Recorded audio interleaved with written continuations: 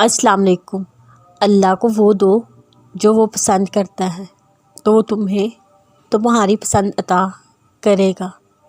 جب وہ تمہیں بلائے تو حاضر ہو جاؤ، پھر جب تم اس کو پکارو گے تو تم اس کو اپنی مدد کے لیے پاؤ گے۔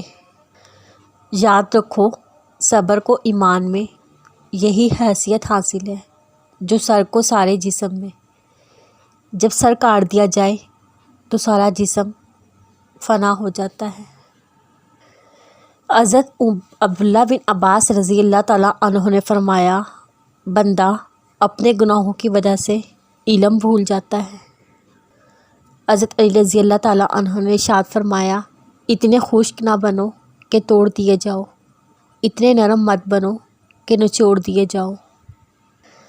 حضرت حسن بصری نے ارشاد فرمایا، بے وقوف سے کنارہ کشی اختیار کرنا اللہ کی قربت کا ذریعہ ہے، اور عقل مند سے دوستی کرنا دینداری کا ذریعہ ہے۔ مومن کا اکرام کرنا ایسا ہے جیسا کہ اللہ کی خدمت کرنا۔ اللہ کے نزدیک لوگوں میں سے سب سے اچھے ہو جاؤ، اپنے نفس کے لیے لوگوں میں سے سب سے برے ہو جاؤ، اور لوگوں کے سامنے ان میں سے ایک آدمی بن کر رہو۔ دل مردہ ہونے کی علامت حضرت عمر رضی اللہ تعالیٰ عنہ فرماتے ہیں، جو زیادہ ہنستا ہے اس کا روب کم ہو جاتا ہے، جو زیادہ بولتا ہے اس سے فضول باتیں زیادہ نکلتی ہیں، اور جس سے فضول باتیں زیادہ نکلتی ہوں اس کی حیا کم ہو جاتی ہے، اور جس کی حیا کم ہو جاتی ہے اس سے تقویٰ کم ہو جاتا ہے، اور جس کا تقویٰ کم ہو جاتا ہے اس کا دل مردہ ہو جاتا ہے۔ میں نے بگڑا وقت بھی دیکھا ہے اور اچھا بھی۔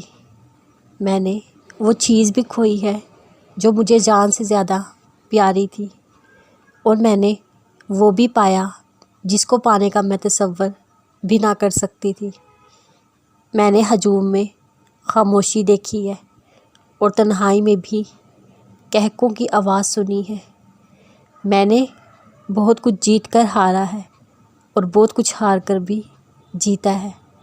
پہلے میں اور اب میں، بس ایک لفظ کا فرق ہے، یقین۔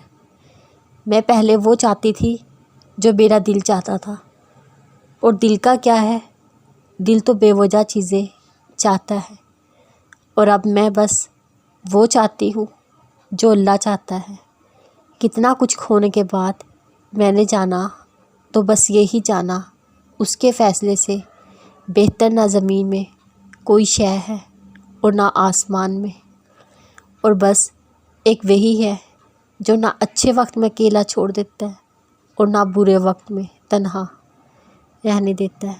آپ جب اللہ سے محبت کریں گے تو یقین کریں آپ کے لیے خود بخود موج سے کھڑے ہوں گے۔ یقین کر کے دیکھیں اللہ پر۔